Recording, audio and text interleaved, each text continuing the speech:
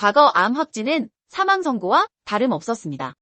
다행히 현재는 의료 기술의 발전이 많이 이루어지면서 국내 암 부분에서 완치를 의미하는 5년 생존율은 1993-1995년도 42.9%에서 2017-2021년도 72.1%로 높아졌습니다. 하지만 아직도 생존율이 낮은 암이 있으며 암 치료를 받은 후에도 암의 그늘에서 완전히 벗어나는 것은 쉬운 일이 아닙니다. 국내에서 10년간 부동의 암 사망률 1위는 바로 폐암입니다. 국가암정보센터에 따르면 2022년 기준 폐암 사망자는 22.3%로 2위인 간암이 12.2%인 거에 비해 거의 2배 가까이 사망률이 높습니다. 폐암은 일반적으로 흡연자의 질병으로 알려졌지만 아이러니하게도 폐암 환자의 30%는 담배를 피우지 않는 비흡연자입니다. 도대체 왜 비흡연자가 폐암에 걸리는 걸까요?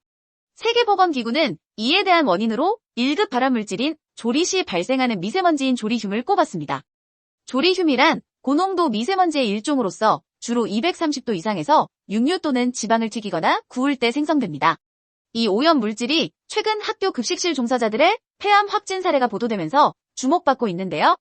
2018년부터 2022년까지 학교 급식 종사자가 폐암으로 산업재해를 신청해 승인받은 인원은 23명이고 이후 검진 결과까지 고려하면 폐암에 걸린 급식 종사자 수는 더 늘어날 수 있습니다. 문제는 조리듐이 단체 급식 시설에 국한된 얘기가 아니라는 것입니다.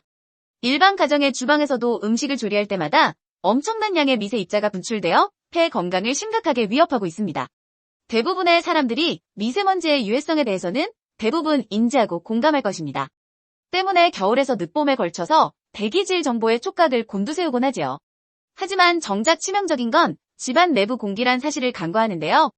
주방에서 조리 시 음식과 가스레인지에서 분출되는 연기엔 유해 물질들이 잔뜩 함유되어 있어 음식을 하는 사람은 물론 가족 모두의 폐 건강을 심각하게 위협할 수 있습니다. 특히 가스를 이용하는 주방 기구를 사용하는 것만으로도 포름알데히드, 일산화탄소, 메탄 등의 발암 물질을 피할 수 없습니다.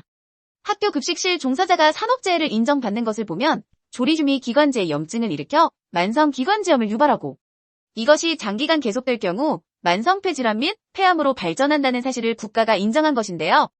음식을 기름에 튀길 때는 2.5 마이크로미터 이하의 작은 분진이 퍼져나가는데요. 이것은 머리카락 두께의 40분의 1 정도에 해당하기에 초미세먼지에 해당합니다. 이러한 조리듐은 폐 질환의 주요 원인으로 꼽히는 산화 스트레스와 염증 반응을 촉발시키죠.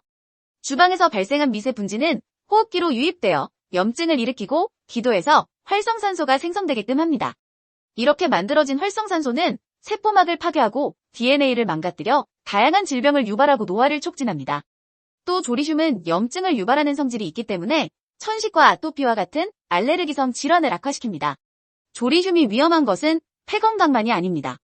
초미세먼지가 그렇듯 체내로 유입될 경우 혈액을 타고 전신으로 퍼져 다양한 기관과 조직의 문제를 일으킬 수 있는 것입니다. 일상적으로 이루어지는 조리 과정에서 얼마나 많은 조리듐이 생성되는지 감을 잡기 어려우실 건데요. 부침개를 예로 들 때 조리 전까지는 일반적으로 양호한 수치를 보이지만 불을 켜고 조리에 들어가면 순식간에 주방의 조리듐 농도는 500 마이크로그램 세제곱미터로 치솟습니다.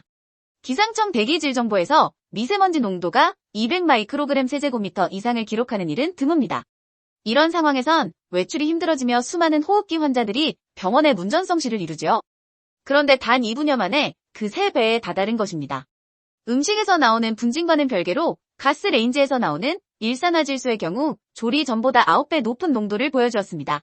그나마 다행인 것은 대기질과는 다르게 주방 내 오염된 공기는 즉각적인 환기가 가능하다는 점입니다.